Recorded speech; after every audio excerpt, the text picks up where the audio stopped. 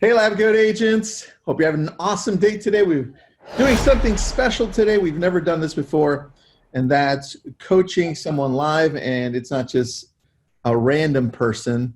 It's a friend of mine, Blair. He's out of close to Phoenix, Arizona, and he covers that area just in case you have referrals for that area. But he's been a friend of mine for about 4 or 5 years. Blair, is that right? I think that's right, yeah. Perfect. All right. And today we're going to go over how I typically coach someone and just help them level up into a whole new category of business. Blair, can you tell us a little bit about yourself? Go for about 2 minutes just so people understand who you are, your background, and the previous success you've had in real estate and in your personal life. Yeah. So thanks for having me on and all the stuff that you're doing. So I've been a realtor now about 21 years. Started off slow in real estate, then got a real estate partner. Still was fairly slow here in Phoenix, and the market took off. Did okay with that. Then the market was going down. I was on the verge of getting married also. Started to suffer financially, not from the wedding or whatever, just other stuff. Didn't know how to adapt to the market. Literally the Sunday before our wedding, was online, found out about BPOs, started doing BPOs, and then basically my first year doing REO as a result of the BPO, did around 150 units. So I went from, I don't know, some ridiculous number like 7 units to 150. And then the following year did like 330 sales, and then didn't know how to adapt to short sales. Was being coached by someone over at Tom Ferry, suggested cold calling or calling. So I started doing that for expireds. Haven't really ever done FSBOs. They just scare me. They frighten me. And in sellers markets, regardless of the value that I know I can bring, never felt that FSBOs would be a good area for me. So have never really worked on them. So for the past 10 years, have been calling mostly online leads and expireds. Over the past 7-8 years, I average about 40 deals a year. 2 years ago was my biggest year, excluding REO, did 16 million of about 52 units. And then last year took a major dip, did 8 million with about maybe 30, 35 units. The goal this year is to get back on track and do 16 million. Okay. Perfect. That actually gives us a really good synopsis of where you're at and the history of what you've been doing. So let's get right into it. Did I notice in the background right before we started, maybe like a minute before we started, you have a vision board. And what I typically start with when we start coaching at the very beginning is I make it as super simple as possible. I have you outline what I call your goals. And you have them actually in the background by chance, which is kind of cool, Blair. And so I take people through a process that I call first identifying your goals and priorities. And this is where people typically stop.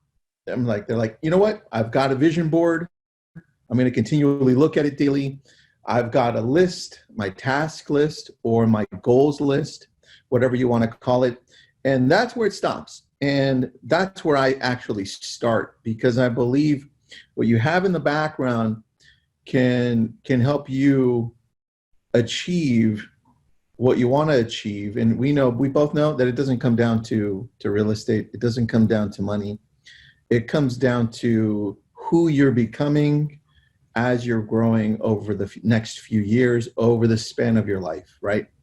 The goal of any coaching that I do is to make the person that I'm talking to better, better mentally, better emotionally, which will then lead with the actions that I teach you to become better at the things that you do. In this case, real estate, better father, better husband, better self, right? Overall. And so let's start with the background here. For you, I'm going to share a document here so people can at least get a better idea of what I'm talking about. And Blair, I think I might have shared this with you yesterday, because we didn't do a lot of prep, and which is good because I wanted you to kind of just be surprised as to what I was doing. Yeah. And that's kind of the way that I roll here. So let me see if you can see this screen here. Tell me when you can see this section that says your life priorities and goals. I can see it. All right, good. So in your case, you've got a vision board in your background, and I would say, Blair, let's outline all of your goals. So take me through your goals, Blair. What are some of your goals? Let's list them out, and I'll write them out. So the biggest goal that I had for the past probably 15 years is that. Hold on, Blair, I lost you there. For some reason, your mic's not working. Can you hear me okay? There you go. Now I can hear you. So the biggest goal that I have is I want to earn $1 million from real estate income. So from sales, from team members, whatever. The $1 million is the biggest goal. Okay. So let's pick. You know what? Let's pick 5 really quick ones. 1 million. All right. Next, what is it? So want to pay off my primary residence as well as 2 investment properties we have. All right. Primary residence. Pay off primary residence, and then the other one is pay off 2 investment properties. Okay. And then purchase 2 different vacation homes, one in California, one in northern Arizona. Okay. And then have a college fund set up for our daughter. Okay, perfect. For daughter. I love it. Purchase 2 investments, investment properties. Good. All right, so first thing I do is I go through these, and there's plenty more, man, because I see your vision board. I have a ton on mine. And so number 1 is earn $1 million. Let's be realistic here and get very specific as to what you want to do. I'll come back to this sheet. I just want to talk to you really quick. Let's be very specific as to earning $1 million. So you have a timeline for this? Do you have an idea of when you'd like to do this by? I mean, it's passed already, but at this present time, it would be within the next 2 to 3 years. Did you say 2 to 3 years? I couldn't hear you. Yes. Okay. Okay. Let's do $1 million earned over the next 3 years. All right. Okay. Earn 1 million in GCI or net? So the first goal is GCI. Okay, earn 1 million GCI by, what are we, 2020? So it'd be 2021, 2020, by the end of 2022, by December 31st, 2022. Now, do you want to do that in a span of a year? Like the year 2022, you want to earn $1 million, right? Yes. So you want to build up to it. Got it. All right, so on the sheet that I had where I'm showing you your goals, this would be in the goal section, not a priority, because priorities have to do with you as a self, things that help you change as a person. Let's break this down into the million. And here's where I created this sheet specifically I created it for me and the businesses that I run. And over the last few years, I've tweaked it just so that it became better and better. It fit me, it fit what I wanted to do. And I'm going to share it with you. This is how we've been able to take our businesses to produce over $1 million. And I'm only telling you that because I'm not trying to show off, dude. I'm just showing you that there's a process to everything, right? And I want to take you through that process right now. And I'm just going to open this up so you can see here which one it's going to be. Good, the planner one. Here we go. I think that's the one. What we do is we break it down. You may have have you ever heard of a 1-3-3 by any chance? No. Okay, so it kind of mimics that a little bit, and I go in a little bit deeper. Here it is. I go in a little bit deeper, and I take that one goal that you had. Tell me when you can see this. I can see it. All right. So Blair, we're going to take your one goal here that you had, the number one, and that's earn $1 million. You want to earn $1 million in the year 2022 by December 31st, 2022. And we're going to break it down for you. Why is this important for you? There's just something, I don't know that I've ever really been able to come up with super clarity on this, other than just saying, as a kid, as an adult, and then now where I'm at in life, just the idea of being able to say, I've earned $1 million. That's it. There's really nothing beyond that. Just to say I've earned $1 million, and then next step would be netting $1 million, et cetera, et cetera. But there isn't something necessarily beyond that. Okay, so I'd want you to dig in a little deeper. Typically what I do is when I'm writing this out for myself, I'm digging in pretty deep. So if I'm going to earn $1 million, if let's say that's my goal, I'm thinking, what is that? How does that make me feel? Right? Is it something that, am I not feeling something because I've never, am I not allowing myself to feel a certain way because I've never been able to achieve this financially? Right? What will that make me feel? What will it allow me to do with my family?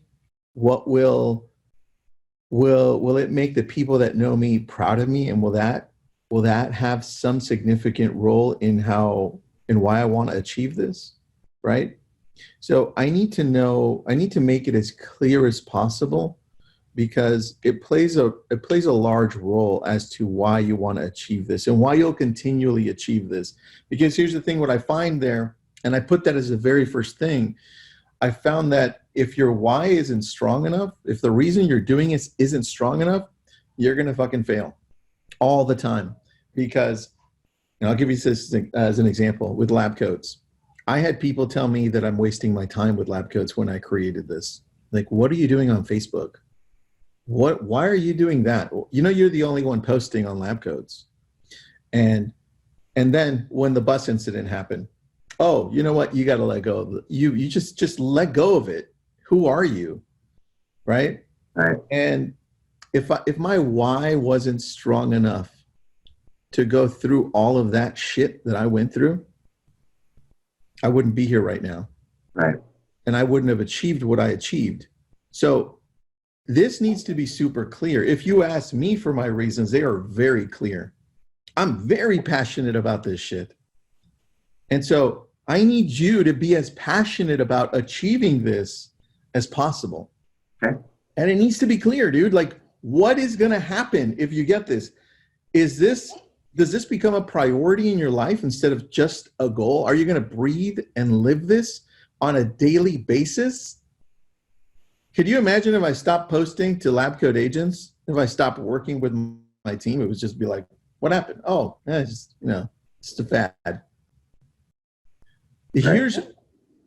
Here's where it needs to be extremely clear so you can feel it. When you wake up in the morning, it needs to be so fucking clear in your mind that this is the reason. All right, so what you need to do next is you need to itemize this and say, look, this is the reason why, okay? That's gonna be your number one step.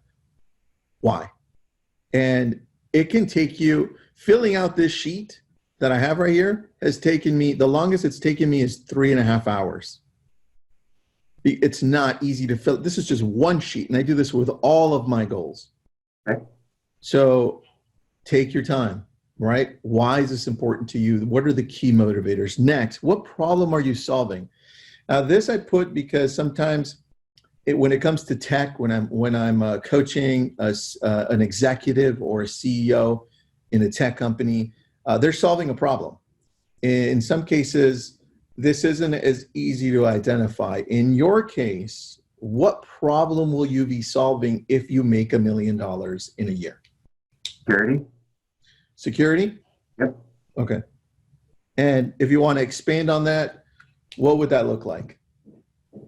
Basically just in my head, knowing that what my expenses are and where I want to be, that once I have that income, that I'll have the financial security for my family, so I don't have to go back to situations that I've been in before, because of lack of finances, whether related to mindset or not. I still didn't have that security. This would provide for that. Got it. All right. Perfect. All right. You can expand a little bit on that, but I think you hit it. You hit that one pretty good. Okay. So that can also go into your why, by the way. All right. So let's go into the 3 strategies here. This is what's going to support the $1 million, dude. But this is the thing. This is called a blueprint. This is what we build each goal on or each priority on. And in this case, it's going to change in the next 3 years, right? The blueprint is always changing as you achieve all of these little steps. Okay. So the thing I want to start with is your strength. If I were to tell you, look, what's the number one way you think personally you can achieve getting to $1 million? Just one, not 3, just one. What would you gravitate to? What are you great at in real estate? Being on the phones. All right. Being on the phone. And talking to people. So once I'm in front of someone, whether in person or on the phone, and I have them, then I'm good. All right. And when you mean on the phone, is it cold calling? Is it online leads? What type of leads are you looking at here? So both expired and online leads, online buyer leads mostly. And over the last 12 months, where has most of your success come from? I'd say 60% of my business is online leads. 60%. What about your closings? Say that over. Your closings, are they all are the 60% of them are for online leads? Yeah. And the other 40% or make up? The other, 40%? The remainder would be database referrals, expireds, that kind of stuff. All right. Perfect. Your strength then, would you say your strength is one of them is online leads? Not necessarily always developing them, but contacting them, nurturing them, and closing them. Where are your online leads coming from right now? Combination of Facebook that I'm generating. I just recently implemented YLOPO in my business. Okay. So for retargeting purposes, and then I have some other sources that I have to develop leads that then I operate as the ISA for or nurture. Okay, cool. Perfect. And then that's your only source, Facebook then? Mainly? I'd say so, yeah. Okay, cool. How do you see those leads being? How do you feel about them? Do you think they suck or do you think they're good? Tell me the truth, dude. I'm just trying to help you. So up until about last summer, I had spent quite a bit of money on Facebook leads, and my thinking was that they do suck. And it was very difficult to generate them. It was very difficult to get someone on the phone. It was very difficult to convert them. And then something happened where I was able to start running ads to get leads. So then my opinion changed on the ability to generate. So I'm good with the generation part. I've accepted in my head that it's just a longer term prospect. So as long as I have that in my head, knowing that they can take anywhere from 2 to 18 months, then that's what I have to have in order to work them. And I'm okay with it. I'm not necessarily thrilled, but I'm okay with it. Okay, and what's your average price point out in the Phoenix area that you're in? So our average for the market and mine are very similar, which is right around 330. 330? Yep. All right, that's pretty good, man. That's pretty healthy in comparison to some other markets. I like that. All right, so Facebook is their number one. All right, so here's how I break it down. Here's how I help. You're going to take this sheet. Can you see it again? Sorry, just to make sure. All right, cool. We're going to break down these 3 strategies, and I always start with your strength. always. And right now, your strength is online leads. I'm going to just call it online leads, not Facebook. We're going to break it down into the actions on Facebook. That would be number one for me, online leads. How big is your database? So my past client database, I probably have about 100. Your whole database, including online leads, Sphere, all that. About 11,000. 11,000. What are you doing right now with your database? Nothing? So past clients get invited to like a quarterly event, occasional text, emails, monthly newsletter. And how do you do with your past clients? Do they give you referrals often or no? So I mean, like I said, last year they were about 20 to 30% of the business. So yes and no. Okay, cool. I've got the three for you. I'm going to come back to you. 3 strategies. That's what we're going to work on right now. Here's what you're going to do. And this is going to take some time, because if you want to have a GCI of 1 million, right, you're going to need to get busy now, which is a good build-up time. You've been in the business for 21 years, so you want to have longevity here. Here's a mistake that you made early on. You could be having 75 to 80% of your business be past clients, right? But it's okay. We're going to change that right now. And your number one is going to be online leads. That's your first strategy. Number 2 is going to be your database as a whole, database as a whole. And number 3 is specifically past clients. That's how we're going to break it down. And the cool thing about this, Blair, is that 6 months in, if you're doing this, and we've broken them down into actionable steps, I'll show you how. If you're like, you know what, Tristan, let's tweak this on the past clients, or the online leads, let's tweak this, or I finished this. This is already running on its own. Let's add something else. Yep. That's part of the blueprint. It grows, it evolves, it's always changing, okay? I change my blueprint probably once a month. And so it takes a lot of time going back to it and changing, but it keeps me focused, all right? It's clarity. All right. You haven't had clarity, and now I'm giving you clarity through this. So let's break it down. Online leads. That's strategy number 1. Now we're going to break it down into actionable steps. Here's the thing that makes the difference into what you're going to be doing. The actionable steps here, right here, that I'm going to write in, these actionable steps are going to be steps that you're going to put into your calendar or your schedule, right? Okay. Do you currently keep a schedule or no? I do. All right. Is it digital or is it written like mine? I write everything out. Written. Okay, cool. I write everything out, and I'm going to show you here on mine just to give you a glimpse. So this is Monday. You see here, let me change it from gallery view to speaker view here. Here I have priorities. These are my priorities. I have 3 of them, and then I color code my written calendar, right? This is daily. I do this forever. And the thing that I do is these actions that you're now making for each of your strategies are going to go in your calendar, and you're going to block either 30 minutes or an hour a day for each of these specific actions so that they get done. Yep. Okay. So let's start with online leads. I'm going to go on a limb and say you can do a better job with Facebook leads. Okay.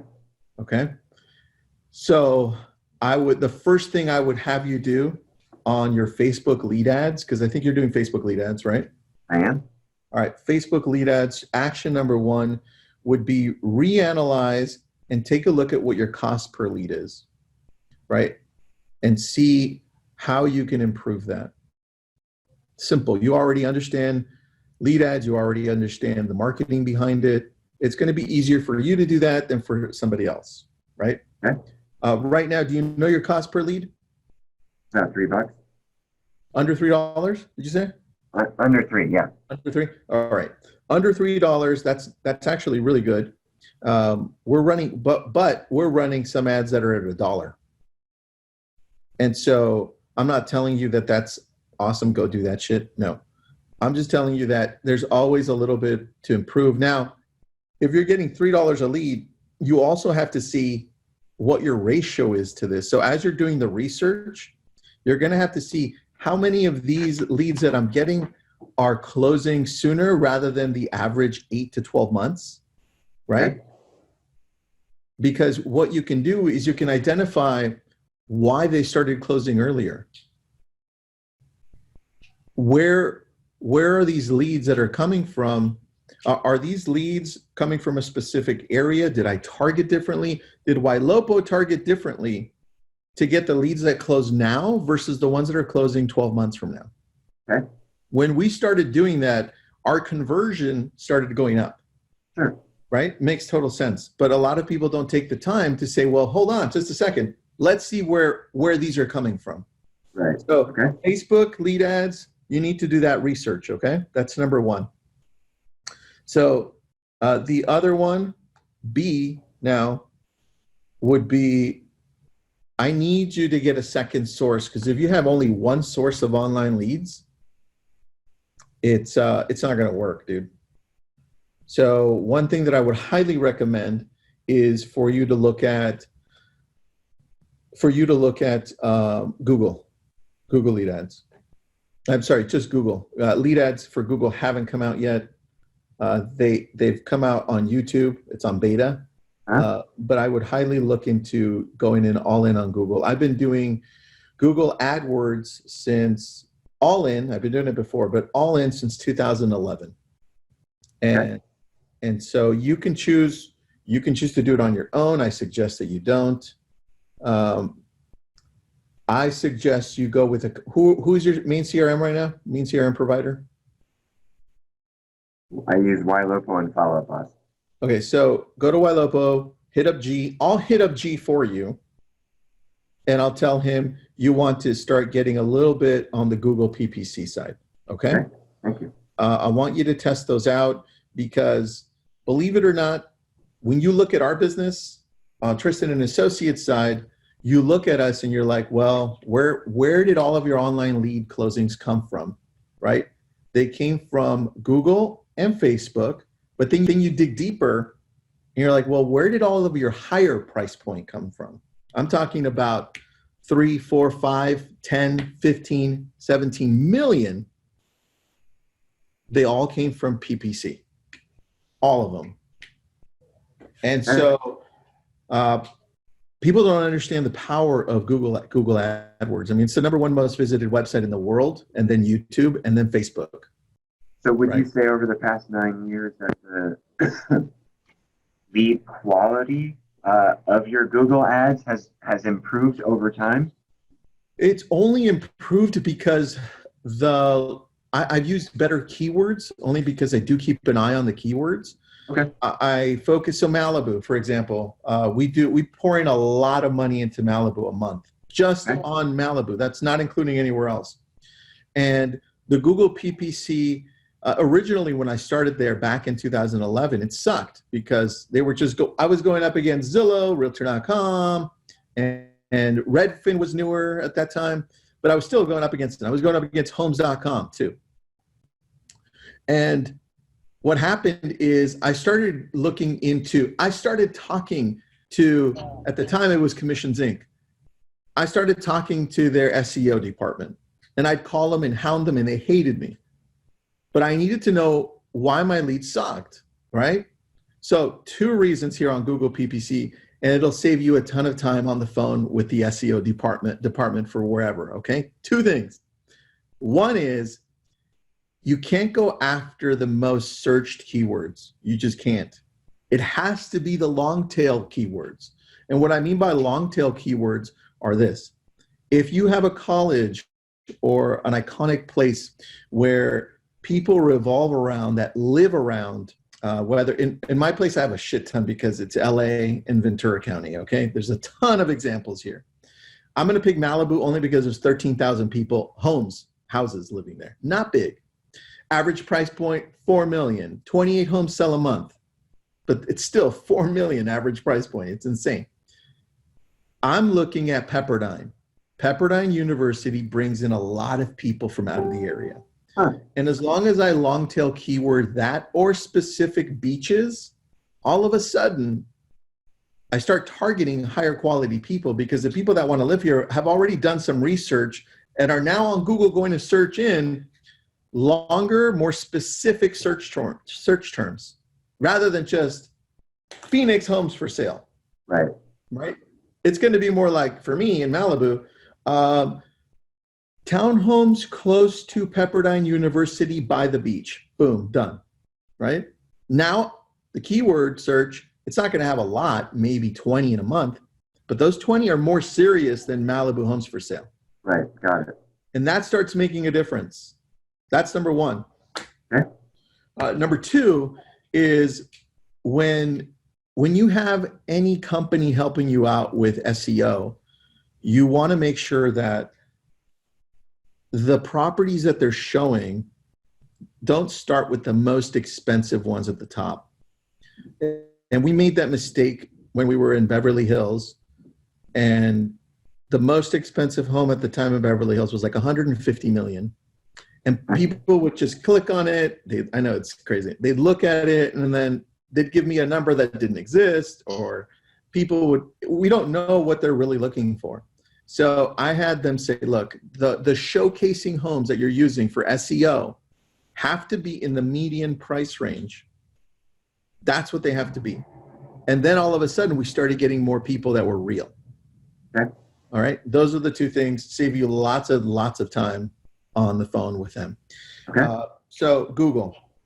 And then the third thing I want to talk about here, the third action plan, is I need you to work on your tonality or approach. Okay. Okay. You're a pro at this, dude. 21 years, right? But here's one thing I learned from a billionaire investor, one of the richest men in the world. I had the opportunity to talk to him. He said, Tristan, people think that just because they're practicing something, they're going to get better at it, right? And I said, yeah, well, that's the norm. Of course, I would practice. Yeah. He goes, but if you're practicing wrong, you're only getting better at doing it wrong. I'm like, oh shit, I never thought about it like that. I go, so you're saying that I could be doing a lot of the things that I'm repeatedly doing wrong? He's like, yes. And look, sometimes we don't know what they are.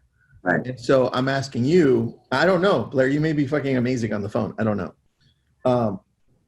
I really need you to take a step back and reanalyze your approach. Is it too soft? Is it too aggressive? Are you giving them an opportunity to talk? Are you really coming from a point of helping them out? I think you are, right? From me listening to you in the past, I think I listened to a podcast of yours that you did with Espresso or Red X. I don't remember who you did it with. It was Red X, but yeah. Yeah. Your approach seemed to be good. But look, I want you to take a step back and say, am I approaching, since online leads, Facebook and Google, I know they're not going to buy a home now. It's going to be 12 months from now, probably. Am I approaching this the right way? Right? Okay. I need you to have that. And I need you to think when you're doing when you're reanalyzing the scripts and the tonality, I need you to remember the outcome. What's the outcome? What do you want as an outcome on this call? If you know they're not going to close now, they're not a Realtor.com and Zillow lead, right? What's the outcome? The outcome should be, I'd like to meet you, even if you're not doing anything right now, anything in the next month, 2 months, 3 months. Let's just meet up. We'll go through the whole process. I'll get you coffee, whatever. Most of the time they're going to say no, but you want the outcome to be an appointment, right? That's what you want it to be. And as soft as possible, because a lot of these people, they don't want to be hounded. It's a different world that we live in, right? It's not the Mike Ferry world anymore, unfortunately. Even though some of the scripts still work, it's just not that world anymore. Right. So now we've broken that down into three. Those are the three action plans that I want you to work on for your online leads. So now for those, I'm not even going into the other ones yet. For those, I want you to put them into your calendar. Now, how it looks on your calendar is, okay, Facebook research. Now it's going to go into, let's say tomorrow, what's tomorrow? Thursday. For me, in my head, I'm already thinking Thursday. I already have it broken down into actual categories in my head because I've been doing this for so long. I know that my morning portion belongs to this, my midday belongs to this, my afternoon's this, and my evening is this. Okay. Right. So I already know where it belongs, but for you, you have to get used to how that looks. Okay. So for you, it would be an hour here, and you're not going to finish this Facebook research in an hour. It's going to continue, right? Okay. And so I usually say give it about an hour because our focus naturally, if we're not used to doing long research, our focus tends to wane, tends to go off. Okay. I went to law school. I did a lot of research. I was a history major, graduated history degree. I read a shit ton of books, right? And I'd have to sit there and read. So I've practiced to be focused. It didn't come naturally, right? So you have to work on this, and it'll happen as you work on it more. Okay. So what you're doing is you're breaking it down. Now you look at Google. You haven't even started with Google, right? So that's probably like a 30-minute call with whoever. I'm going to connect you with G. Yep. And then you could say, hey, look, I want to test this out. Maybe $10 a day. I don't know, $300 a month or so. Okay. Something slow, something soft. In our area, G was telling me 2 weeks ago, $13 a lead in my area, right? In your area, my average price point averages about 870,000. So let's do 2.5 times less. So you're looking at about maybe $5 a lead in your area. So with $10, then you're looking at 2 leads. That's not bad, 2 leads a day. Right. And then you can then start figuring out what the conversion rate is per lead on that. So let's do that. Now you're going to put 30 minutes for that so that you can talk to them. They can explain to you how it's going to work, what's different about it, what's not. 30 minutes should be enough. Okay. And then the last one, this is one that's going to be, it's going to be there a little bit longer, the tonality and the working on your scripts, trying to find a new approach if possible, right? You don't know? But I'm always listening. You know who I listen to all the time? We actually have this in the group. It's Dale Archdeacon and Brian Curtis. They have what's called a cash call. They do it every Wednesday at 12 p.m. Pacific in Lab Coat Agents. It's free and it's fucking amazing, dude. Okay. They take a recorded call. They take a few recorded calls because Dale does this for a living. And then they break it down. And they say, look, you see what they did here? They didn't do it right. They should have said this. And so it starts changing the thing, the way that you look at it. It's people are asking, it's Wednesdays at 12 today. They had to skip because I didn't know if I was going to go over on this. But it's usually Wednesdays at 12. If you want to see any of those recordings, go on YouTube, on our YouTube channel. They've got about 50 of them. So they have a ton. They do this every Wednesday. Okay. And we'll go into that. So next strategy is database. Yep. All right. Database. Let me write this down. I want you on your database to, are you currently remarketing at all through Facebook or Instagram? To database? No. Okay. No. So A is going to be remarketing. This is where the money is, man. This right here alone, even above online leads, is money. Because what happens is your 11,000 people, my 70,000 people that I have in my database, they're going to get yours are going to get remarketed to with an IDX feed that comes from you.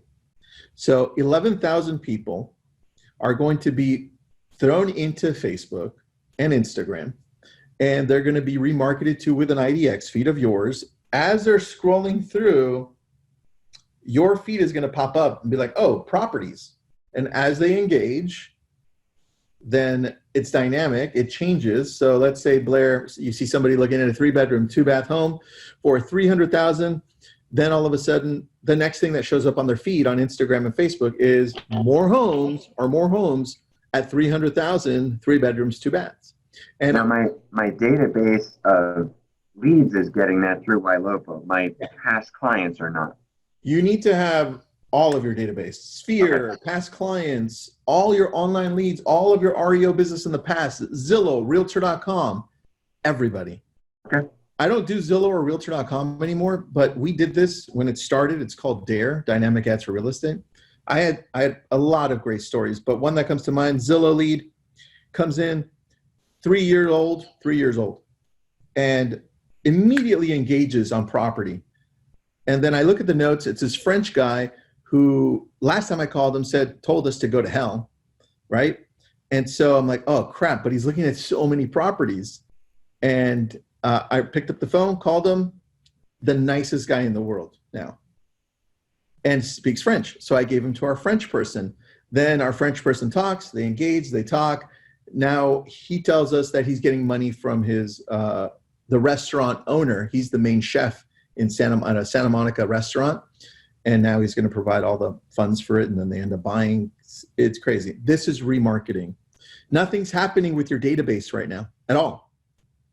So this is going to help you re-engage with that. That's number one, remarketing. Let me write this down with you.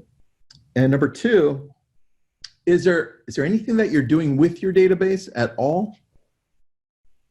Quarterly events. So like last year we did a movie day, and then like around Thanksgiving did a pie giveaway. Are you engaging with them in any other way? I mean, with the 11,000 people as a whole? Other than being remarketed through, Yeah. potentially called and texted and emailed, no. Okay. Are you using, you're on Follow Up Boss, so you know who hasn't logged in. Are you using any type of automated lead engagement platform like Agent Legend or anything like that? Only using Raya through Ylopo. Okay, it's cool. That's a great product, but it's limited. I want you to go and look at all of the people that haven't engaged, and you can do this through segmenting and Follow Up Boss, all the people that haven't logged in over the last year. So you're going to go and be like, okay, who has not logged in 1 year? And you're going to send them a simple text, right? And that's a text that sounds along the lines of this. Hey, and then it has their first name, right? You can do that on Follow Up Boss. I'm not sure if you're here this weekend, but I have a list of open houses. Do you want me to text that or email it to you? Okay. That's it. And a lot of the people that are going to get back are going to say, who is this? Go to hell. Take me off your list. We're looking for those too. It's important. But more importantly, we're looking for people that say, yeah, send me the list. Right? Then you can engage with them. And you suggest doing that through Follow Up Boss or getting something like Agent No. Look, don't waste any more money. You've got Follow Up Boss. For now, identify who those are, and either you or a virtual assistant or your assistant, you go in and you do that. You just have to identify who these people are, right? Okay. And then last thing is, and I'm not sure if you're doing this, 1 year texts. This is where the money is too, on top of the remarketing. And that's, are you categorizing the people that you talk to, A, B, C, D, E? No. Okay. You need to start doing this as soon as possible. So I want you to build a category, and my categories are like this. It identifies it for us as a team better, because each team member of mine has a board on the back, and the board has only their A clients. That's it. And I'll explain to you how they know they're A. Every person that we talk to or that's in our database is categorized with A, B, C, D, E.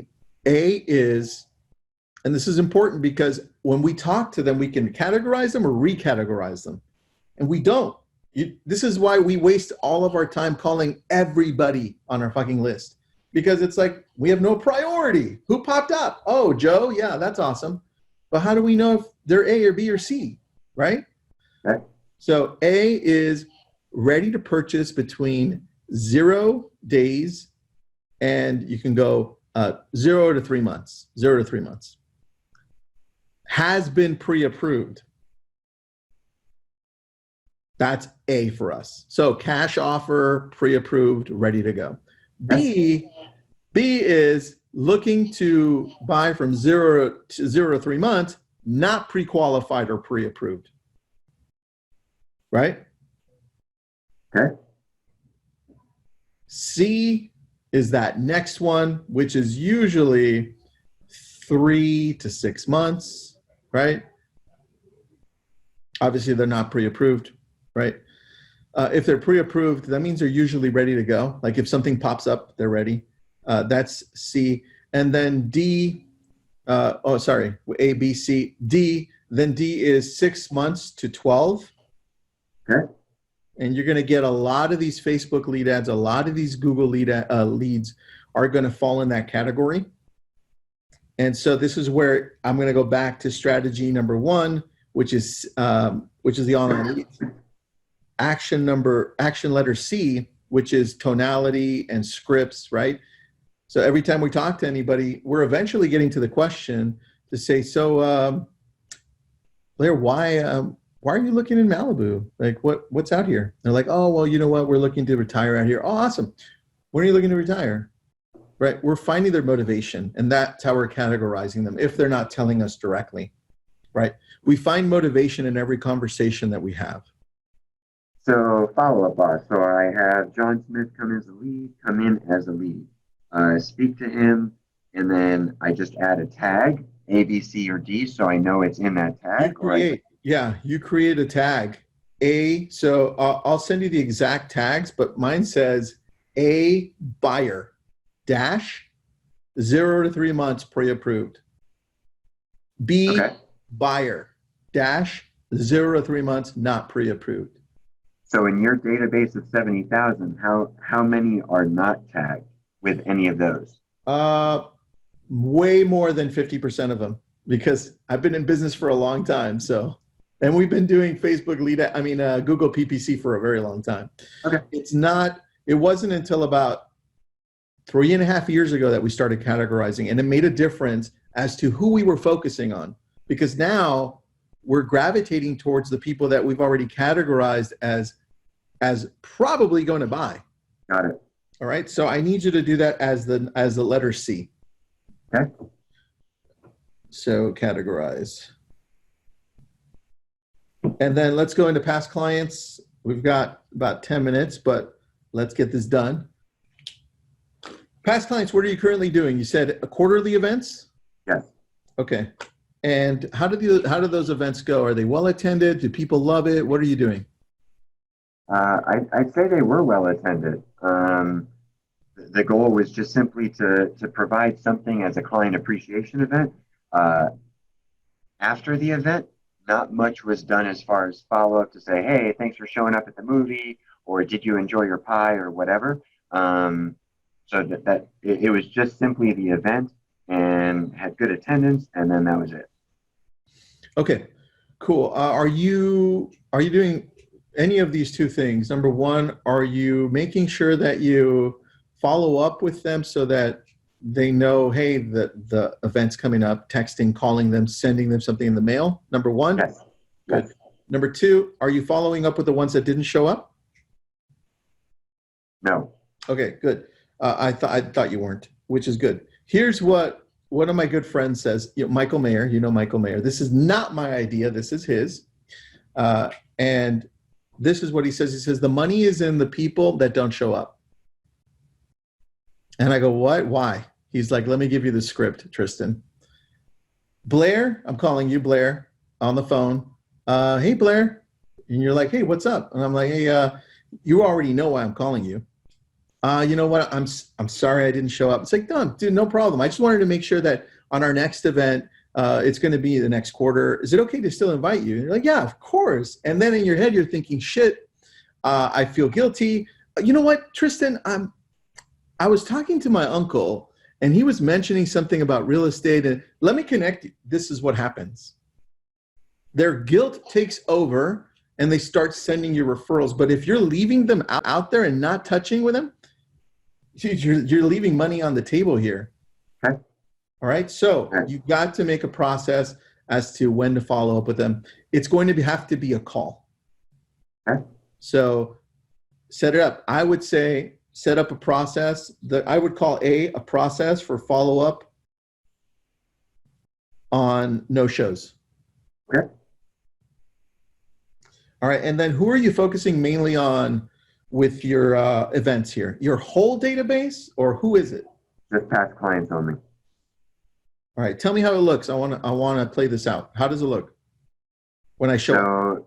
So the two events that I did last year were like opening day for a movie, forget the name, whatever, and then the pie giveaway at Thanksgiving.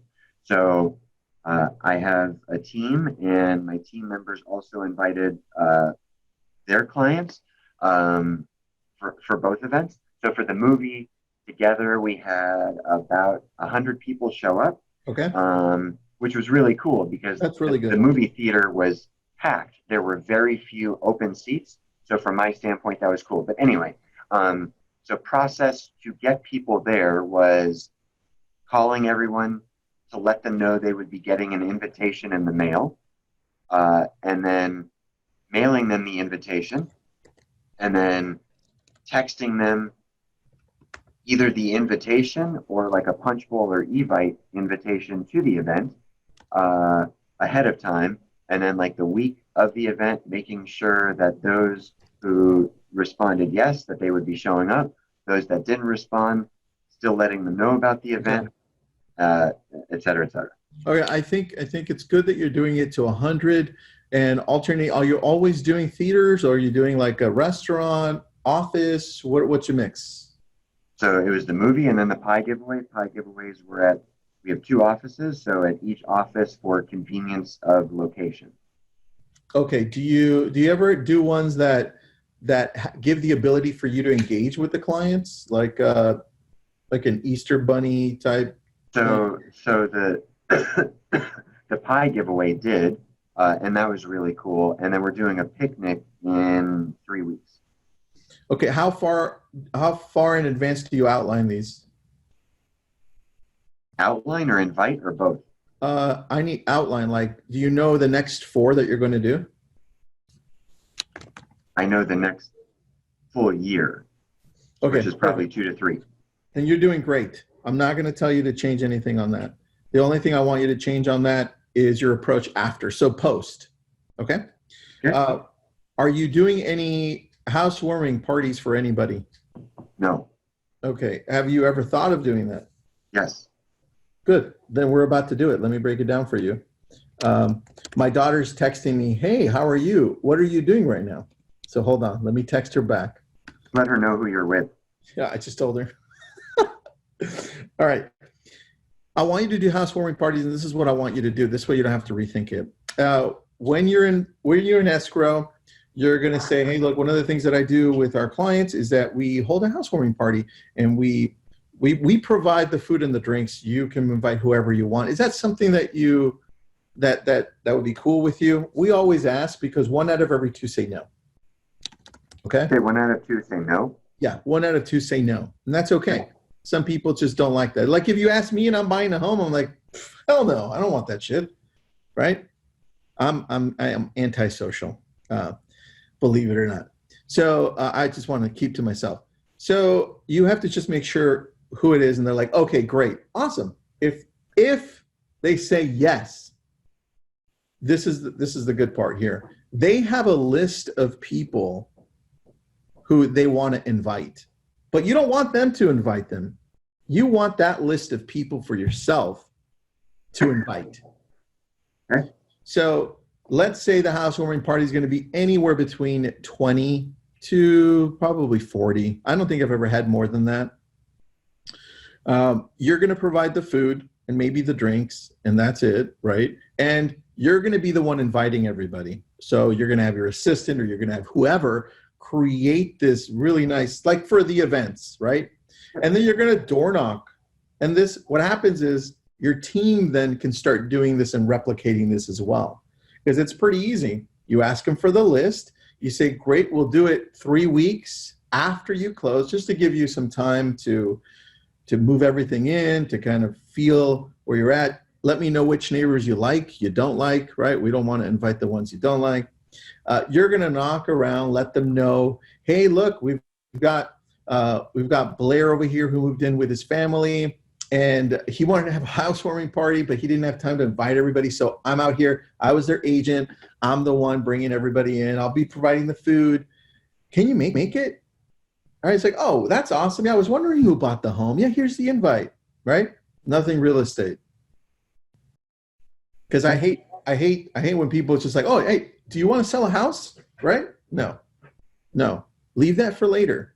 Right? Now, you invite everybody with their list, with the neighbors, you provide the food, get in there. Hopefully you have some good relationships with the lender who helped them buy, or the inspector who helped them inspect, or the escrow company, or the title company.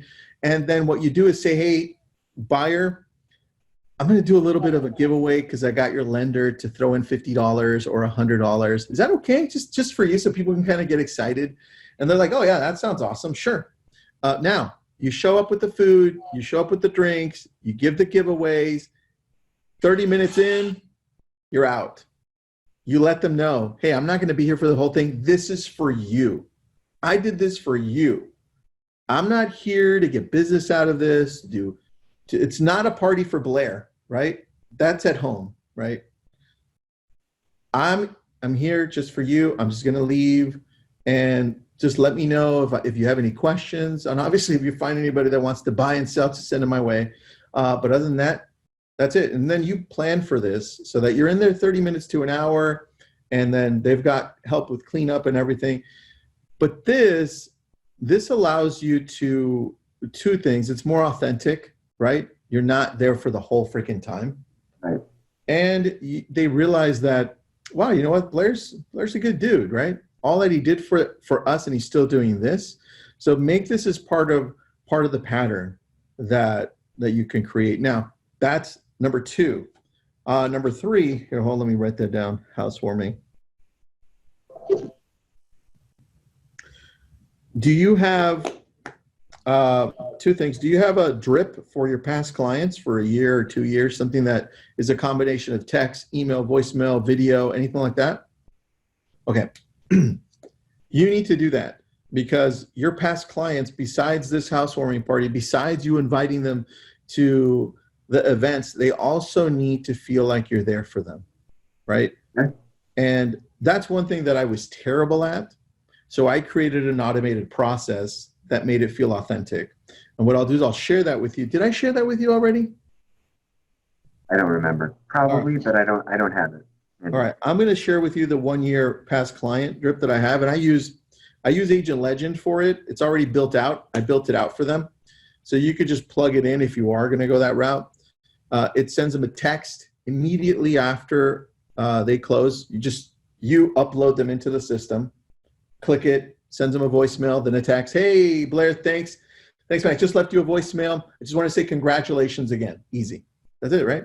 And then throughout the year, you're giving them value articles, reminding them that you have a plumber, electrician, things that you can do to help, right? And then at the year anniversary, without you doing anything, it sends a text that says, hey, Blair, guess what? And they don't usually say anything because I don't give them much time, just a minute. And it says, about a year ago today, you bought your home. Happy home anniversary. And that's while you're doing whatever you're doing, right? But to them, it feels like, holy crap, this guy cares, right? And that's how it feels. Most of the time, they're like, whoa, it's been a year already? Or, yeah, I was thinking about that. I get those too. Right, okay. So that would be the third thing I need you to implement. And so now, we don't have that much time. I want to show you one other thing. Let me pull it up here. Because when you're posting into when you're putting things into your calendar, are you part of a Brilliant Tribe or no? No. Okay. I'll pretend you said yes, damn it. I did say yes. Okay, good. It's a newsletter I have that goes out twice a week, and I started it end of December. Let me see if you can see this. Can you see anything on my screen? Yes. What does it say? Your schedule. Okay, good. That's the right one. I just have to make sure it's the right one. So I researched over 100 successful people over the last couple of years, and books, articles, interviews, right? Aaron Brockovich, Gary Vee, Caleb Plant, Ryan Serhan, all these people we talk to. And I'm always looking to see what they have in common.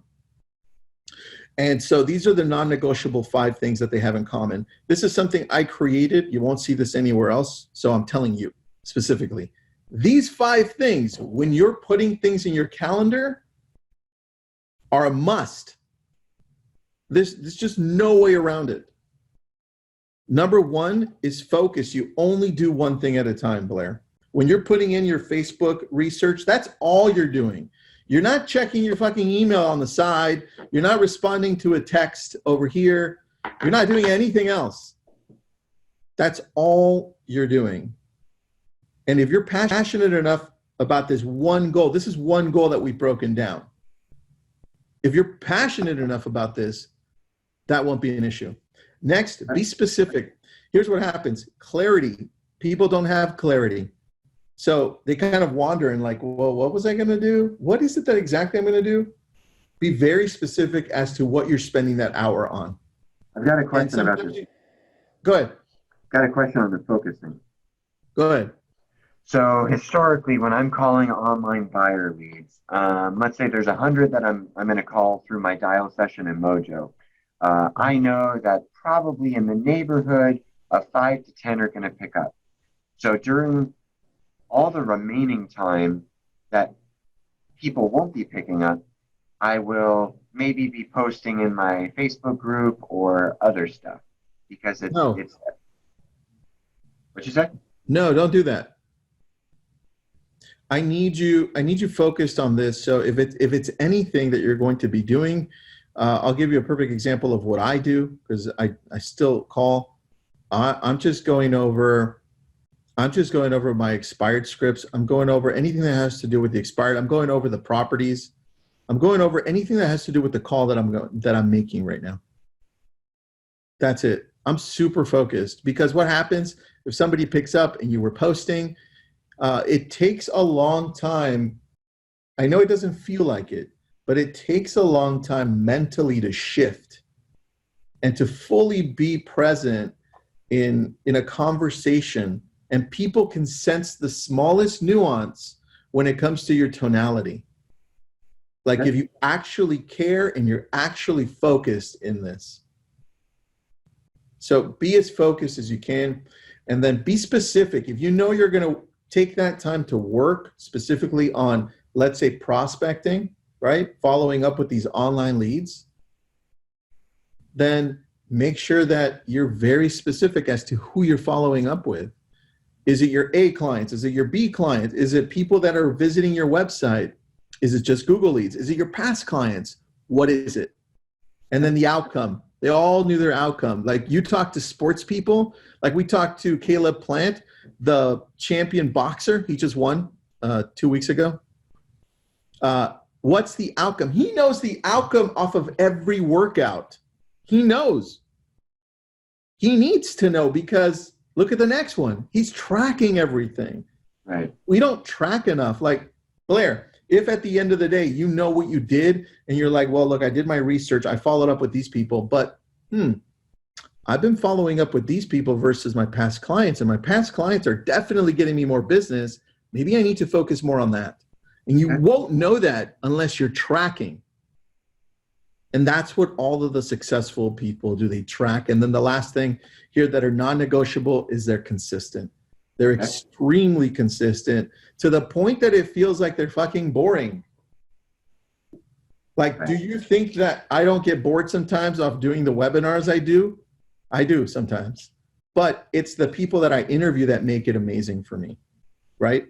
So has this one been boring? This is totally boring. I absolutely hate it. I love it. You're welcome. You're welcome.